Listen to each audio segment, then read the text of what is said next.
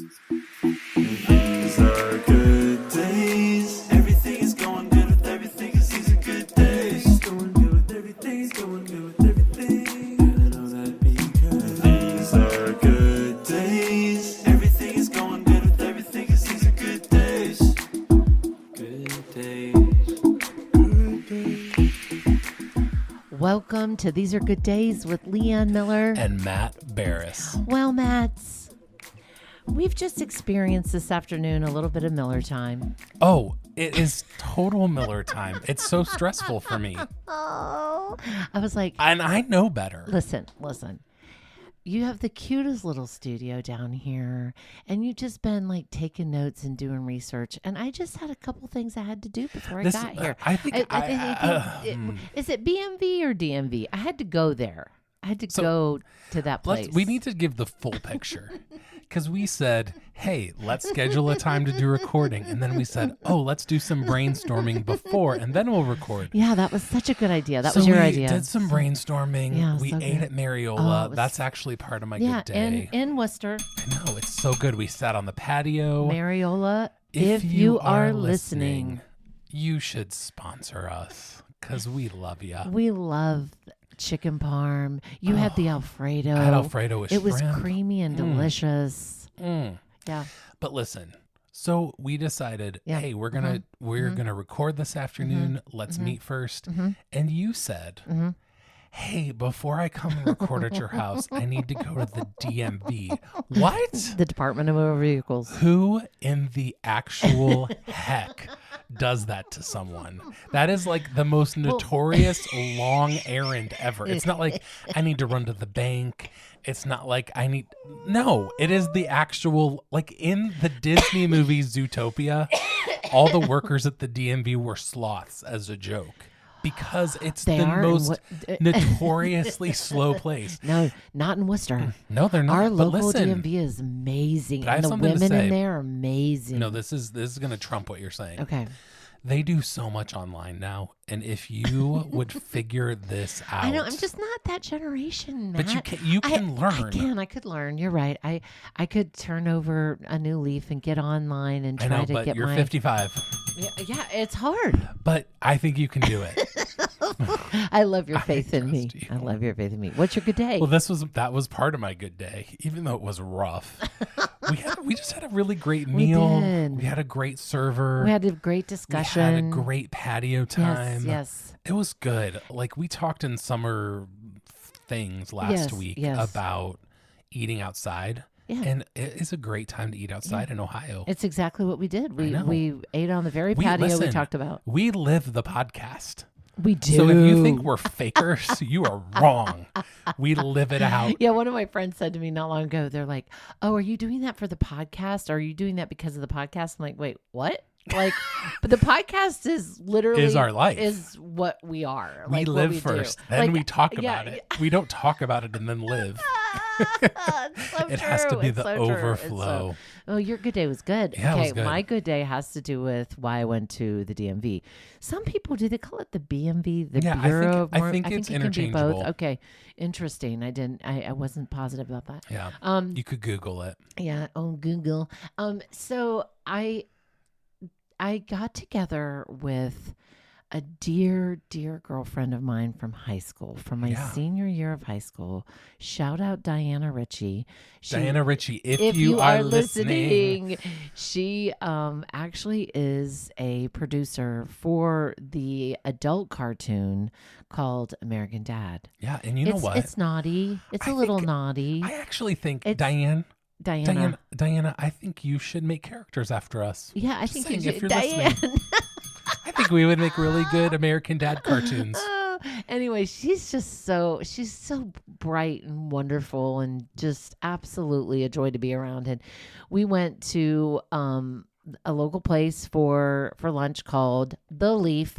The Leaf. If you are listening. Man, the bell's on fire today. Alrighty. We just sat and visited for so long and caught up.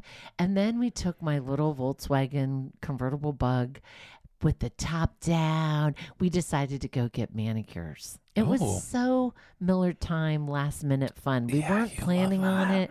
And so we're going up this beautiful tree-lined street, and I'm not speeding. I'm not breaking any laws. And these lights go on behind me. Yeah. The cop pulled me over. Yeah. And I'm like, Yeah. well, hello. And he's like, oh, you ladies look like you're having fun. I'm like, we are. I wasn't speeding, was I? What'd I do? Did I do something wrong? I'm sure you turned on your 55-year-old And he was so lovely. He could have been my son. And he said, ma'am, he said, did you know your tags are expired? I'm like, oh, no. Your birthday's in August. I know. Those are really expired. Those are like bad. And the whole time Diana is laughing. And I said, I don't normally drive this car very much in the winter. I had no idea. He was so nice. And when he walked away, Diana goes, do you realize that one of the last times we were together, which could have been all of 30 years ago, not lying. She's like, we were pulled over. And I'm like, oh, did you remember? Yes. Oh gosh. I was speeding that time. I was going on just a little too fast. Well, you're slowing down. And I'm like, listen, we're just going to keep this up. Every time we get together, we just get, we have a cop interaction, keep it lively. But that was just such a good day. It's so, it's so lovely to reconnect with someone that you have such fond memories of and you just love. It's such a nice thing to do. If you have somebody from your past, from high school or junior high, or maybe it's even elementary school, if you can remember back that far, that you're like, I want to reconnect. I want to get together with this person. I encourage you to do it. Facebook message them or Instagram DM them or text them if you've got their number, because it was such a good day. That's awesome. Yeah, it was. That's so fun. Awesome. Hey, well, today we are talking a little bit about the idea of less is more. Yes. Less is more. You hear that all the time. And so I had to look up a little bit about less is more and where that comes from, because I don't know. It comes from different places, but there are signs of it in like old Greek writing, those concepts. But truly the actual phrase less is more was made popular by a architect. What? Did I write down the date? An architect. I didn't write it down. It was by an architect like in the 1950s. If you think about that long ago, furniture, like the mid-century modern, that minimalist furniture movement, he said that the principle is really based on the idea that we move all of the fluff and we bring clarity to everything. Like that removing all, if you think about, since this comes from the world of furniture, you think about like French furniture and how like ornate it can be and the filigrees and all that stuff. And so this guy said, even some, I call them bubble recliners, even some of those big puffy recliners that have like pouches for your remotes and cup holders and a tray for your food. Yeah. And they're just extra. So it's all about enhancing clarity in your life. And I also was thinking about this is when I think of less is more, my first thought is always stuff. Right. So here's what I was... Or money. Or money, yeah. But I was thinking about stuff in our life. And here's a little bit of statistics because I love those. In the last year, 52% of adults have purged. In the last year? In the last year. 52% of adults in America have purged. 11% of Americans would consider themselves minimalists. So that's just having less. Okay. 26%, and I've never heard this term before I looked this up, would call themselves intentionalists, that what they buy and what they surround themselves with is intentional. Okay. I have never claimed to be a minimalist, as you can look around and see. I have never claimed to be it, but I know it's a really, my sister would say that she's a minimalist, that she is intentional about what she brings in her home, and she intentionally wants to have less stuff. I think I'm a hybrid. I think that I think that I'm a combination of intentionalist and maximalist. Yeah. I love beautiful things. I love beautiful dishes. Yeah. I love beautiful furniture. I love things that work well in your space. Yeah. So I am intentional. I don't just buy things to buy things. Right. If we're walking through Target and there's this aisle that there's just a bunch of stuff on clearance, that's not you. That's not me. But if we're at a thrift store and there's like a swan and it's cool, yes, I will probably just, I'll probably go there. Yeah. But I won't just buy any swan, and you know this. The swan You're has picky to about your swans these days. Swan has to speak to me. So really I would say that well, first of all, let's back up. 52% of people purging within the last year is a very high statistic. Yeah. And it's impressive. Do you go through seasons where you want to purge and you just go through everything? I'm in it right now. I'm in the season. I was going through my closet this morning and I was like, okay, anything that I have not worn for like a year and a half, it needs to go. Yeah.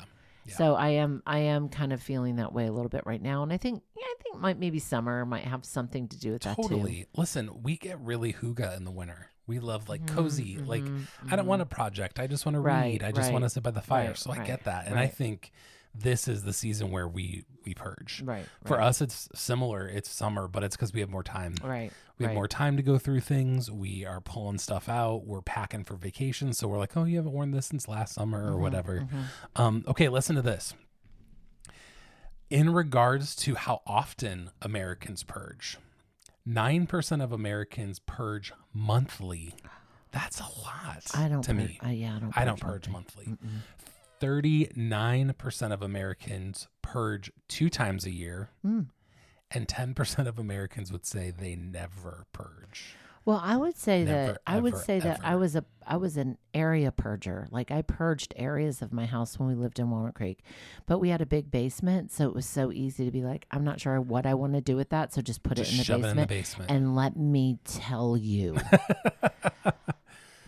it is so hard when you go to move from a space if you have been doing that kind of thing, it's because true. all of a sudden that basement became just was like an albatross. It was so hard. Such a burden. It was such a burden and when we were purging, when we were getting ready to move, I remember saying to Daryl, I can't go down there. Yeah.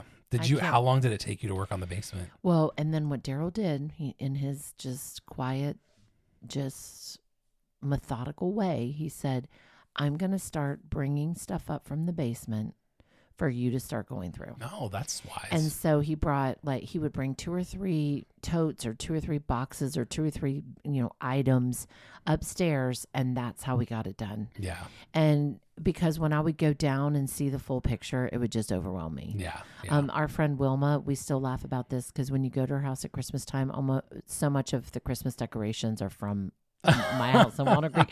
I didn't know that. And she came over when I was purging the Christmas stuff. She came over one day because I know how much she loves Christmas decorating. And I said, just if you see an item, lift it up in the air and I'll yell the price. So she would lift something up in the air and I would say $4 and she'd be like, sold. So that's so fun. It does my heart good that somebody has some of those things that truly loves Christmas and loves them, but I have not missed any of them. Yeah. Isn't that interesting? I am in a season where I think when our kids were little, we tried to have less. But listen, kids bring a whole level of stuff into your life. Yes. And now we're just in a season where we go through every couple of months, like we're like, okay, get rid of stuff, get rid of stuff, that kind of thing. And truthfully, out of the two of us, it's not that I love stuff. It's that I have memories and I hold on to memories with stuff. I keep stuff, man. Mallory doesn't bother her. Oh yeah. Like sometimes she will purge when I'm not home because I'm the one that's like, oh, I don't want to give that away. I keep. I know, I'm a keeper too. I'm a keeper. Is it sentimental for you? It's sentimental. It's also like, I might need that one day. Yeah. Like, and I have some really cool antique stuff that maybe I'm not using, but I'm keeping because, also the boys have houses now. And, right. They'll like something. But like, something. Do kids really want the stuff their parents save? Well, I think at certain ages, no. But now that our boys are in their 20s and have houses, they're like, why did we ever get rid of that? And yeah. Like, do they talk like that? They talk like seals? No, they don't. But I think probably things that I think you can pretty much determine the things that your kids might be interested in. Yeah. I also think in regards to less is more, when it comes to clutter, when it comes to stuff, there's a payoff for all of this. Right. So the payoff is, it's not just having less for the sake of having less. I mean, there is, right. but there is a payoff for this. And what I have read and what I've observed and what I've talked to people about is that when we have less stuff in our life, it brings more energy to our life. Well, you said clarity earlier. I did say clarity earlier. That was really good.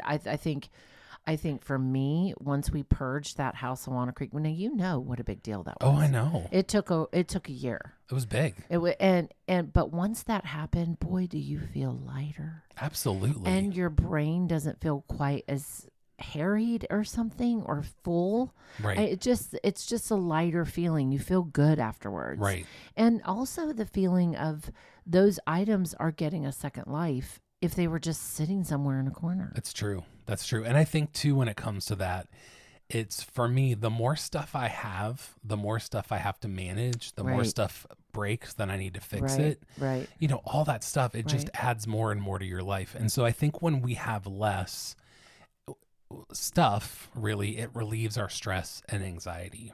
Mm-hmm. I was also thinking this, what do you think it means less is more in regards to our words? And our words the words that come out of our mouth and what that means. Well, I would say that Daryl has been my best in real life example of that. Yeah. I think that because he doesn't use lots and lots of words, mm-hmm. when he does use his words, they have weight. Yeah. And they mean something. Yeah, absolutely. I think that for me, I have found myself in situations because I just want to be, when I communicate with people, I just want to be understood. Right. And I have found myself, and I can't think of a specific example, but I know that I've learned this before is, when you over talk something or you just want to get your point across or want to make sure that you're understood. Right. Or explain yourself and your thought process or your position. Or honestly, sometimes it just makes it worse. Instead of just letting it be what it is, or it makes it confusing. Yeah, absolutely. Mm-hmm. And so I think less is more in regards to our words is really important. And I think you're right. It makes our words matter more when there's less. And it makes our words matter more. Ironically, we're on a podcast where we're talking for 35 minutes right now. But I think when we say less, it actually means more in the long run. Yeah. Well, and I think it also depends on what you're saying. I mean, some people that say less say things that are ridiculous and that's fair. Yeah. And it's not true. But if it's someone that you respect and someone that is of good character, and again, I'll use Daryl as an example, he can say one sentence after I've been hashing around something for a while. He can say one sentence and I'll go, oh, yeah, that's true. Yeah. That's right. Or he'll listen to me, talk about something. And then in the end, he'll say, well, what do you want to have happen? Yeah. And I'll be like, oh, that's really funny. And I think it's also thinking about what we're saying, right. Like thinking about the words we're using. Totally. I also think, especially if you are in struggle or turmoil or an argument or a disagreement with someone, our tendency when we argue is to say more. Mm-hmm. And I do think that just often, not always, but often it escalates and inflames everything. Yeah. Yeah. And I think sometimes there's wisdom in just taking a break, gathering your thoughts and coming back. Mm-hmm. Here's another one. What does it mean to have less technology in our life? When we dial down the technology in our life, often it's replaced by more connection. Well, wouldn't you also include just basically screens? I mean, because it's not just technology; it's also Netflix or Hulu, or Law and Order SVU. Well, I mean, technically those are screens. Yeah. Technology. Yeah. So I would say I heard this recently. On a video by a doctor of trauma. Like, she specializes in trauma. And she said, if you are watching 2 episodes of Law and Order SVU, which basically is just trauma and controlled violence, before you go to bed, as a way to unwind, she said the bigger question I'd be asking yourself is why does trauma or controlled violence, why is that something that you're using to relax you? Yeah. And I was like, oh, that is something to think about. Yeah. Now, I mean, you could say all kinds of things in response to that, but I would say that even about our screens, as far as doom scrolling, I know that's a term a lot of people use, but I would just say mindless scrolling, where you're scrolling, almost as if we're looking for that information that's going to give us that hit of dopamine or serotonin or something, make us feel better maybe, or but it certainly doesn't relax us. 100%. So I've been trying to plug my phone in a different area of our house at night when I want to go to bed. So I'm not even tempted to tap the screen to even see what time it is, because if I do that, then I might see that one of the boys text messaged or whatever. And then it opens up the floodgates. Or just the screen coming on it can be a distraction. So I do think that, I don't think that screens are necessarily the problem. Totally. I think That's that I think it's how we manage them. Absolutely. Well, and I think, we didn't always have screens. So what were parents talking about 30 years ago, before we all had cell phones in our pockets? It was television. What was it before that? It was probably music or radio, or kids these days just sit around the jukebox. I don't know. You know what I mean? I don't think it's the tool is not the problem. It's the discipline around it. It's how we use it. It's how often we use it and what it's used for. And so I think sometimes we're really quick to that end. I think we're really quick on jumping down young people, right, and saying that young people on screens is the problem. Listen, I know old people. Listen. I know old people. I just want to sit on screens and don't talk to the people around them. So don't do that to kids. Yeah, not only that, I actually think if we would take a survey and really look around, I do think it's the crowd that's over 40 that actually looks at their screen and they're connected more to their screens than people in their teens and 20s. Yeah. I really do. I have not battled the teenage screen yet in my life. So we'll see when I get there. Our boys are in their 20s, and they're the ones saying, hey, Mom, put your phone away. Yeah. I mean, I think obviously it depends on the family and the person. Right. But I do think that to say that young people are worse about it than the older generation, I absolutely disagree with that.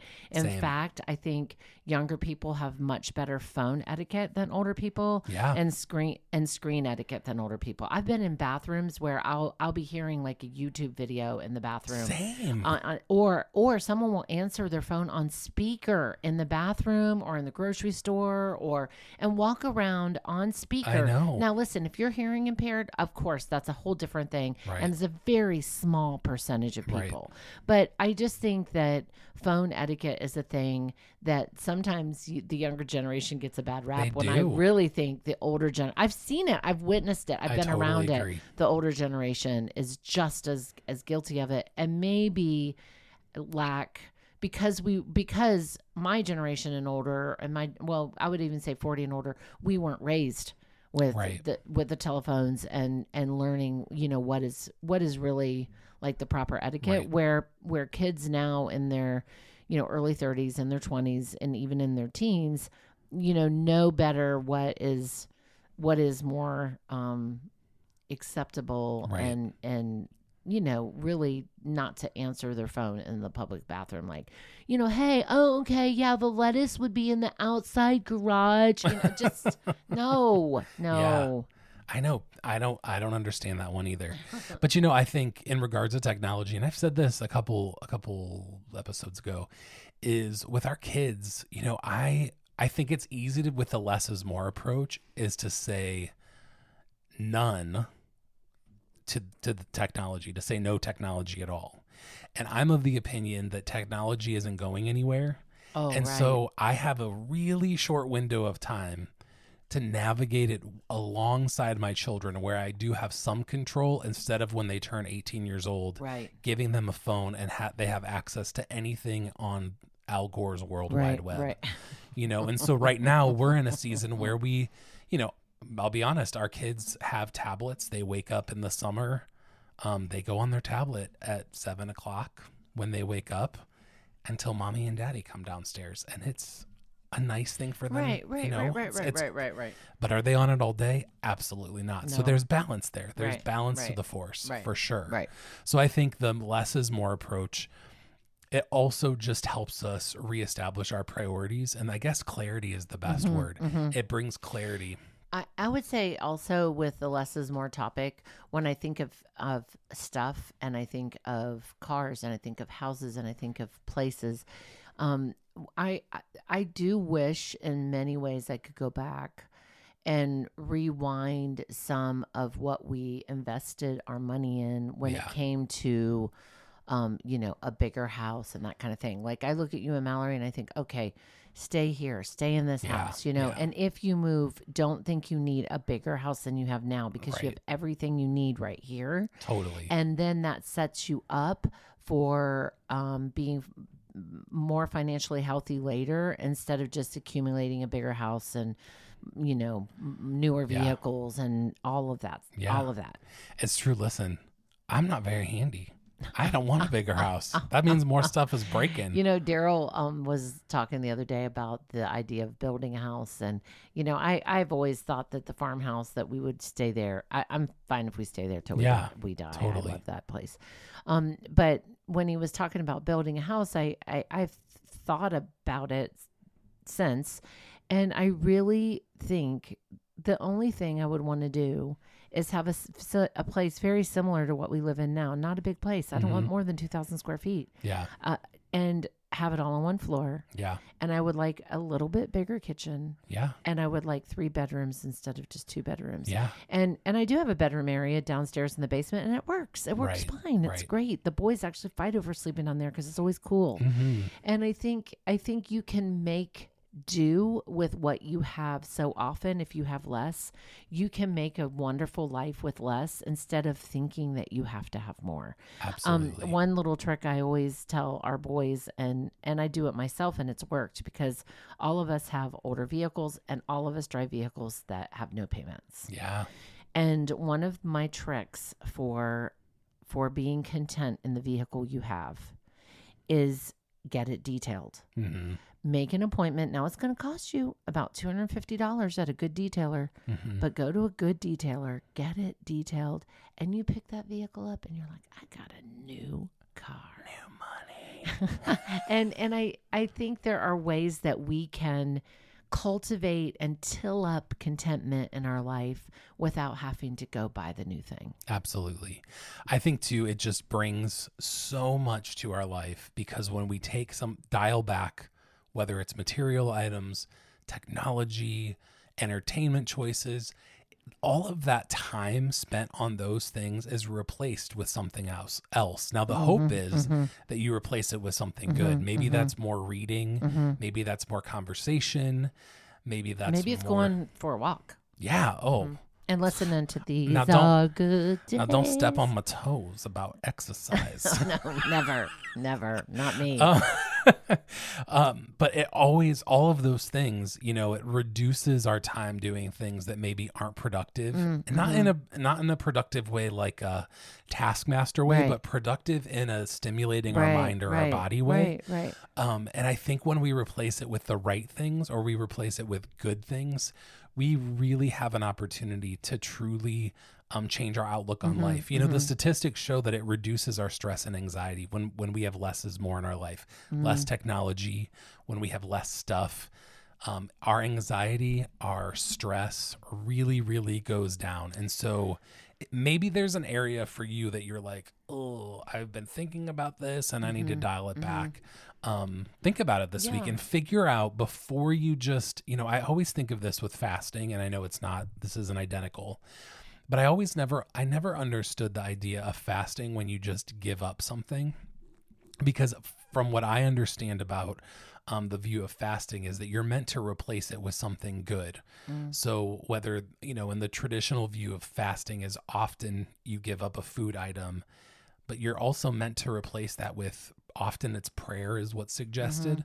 Well, in this, if you are thinking of cutting back your technology and you're like, oh, I really want to take down my screen time, find something that you want to do to replace that with. So if it's a hobby, if it's reading, if it's conversation, maybe it's cooking meals for your family where you're like, you know, I'm going to make nice meals.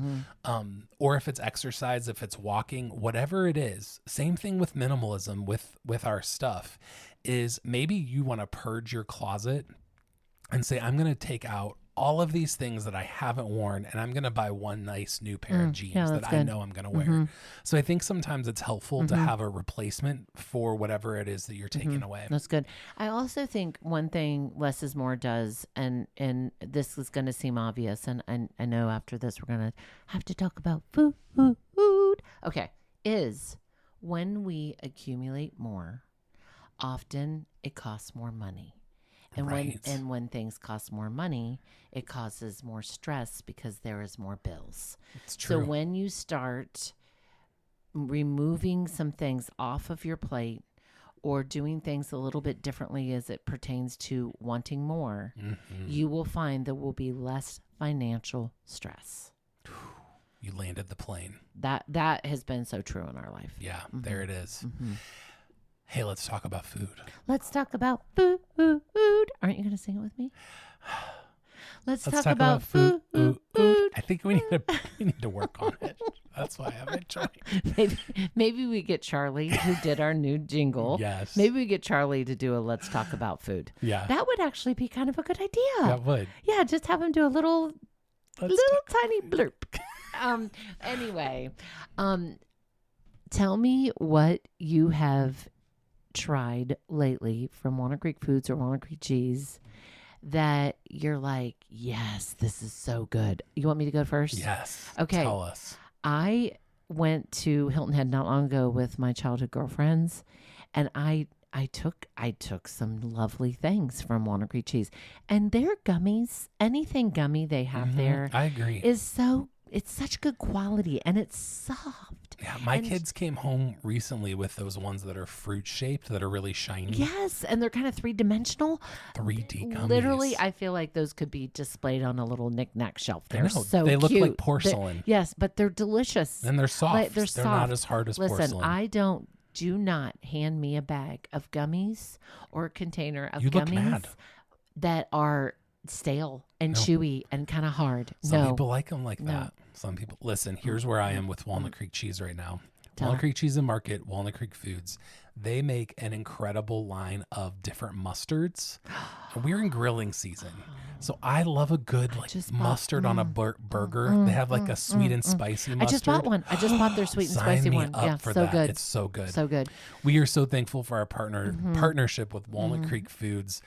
I haven't said this for a while, but if you are curious about some of the things that we talk about on These Are Good Days, you can go to walnutcreekfoods.com and they have a store locator for stores in your area that carry some of their products. Yeah, such a good idea. So I don't know what they're all going to have. You know, we visited our friend Disney Danielle in Dayton, and they have a little market down the street from them called Dots. Okay. That carries mustards and apple butter barbecue sauce from Walnut Creek Foods, and I loved seeing it in there. Oh, we love their apple butter barbecue sauce. Oh, I love that. Sign me up. We might need to save that whole for a different day. Okay, whether ordinary or extraordinary, we hope you see that these are good days. This episode brought to you by Walnut Creek Foods.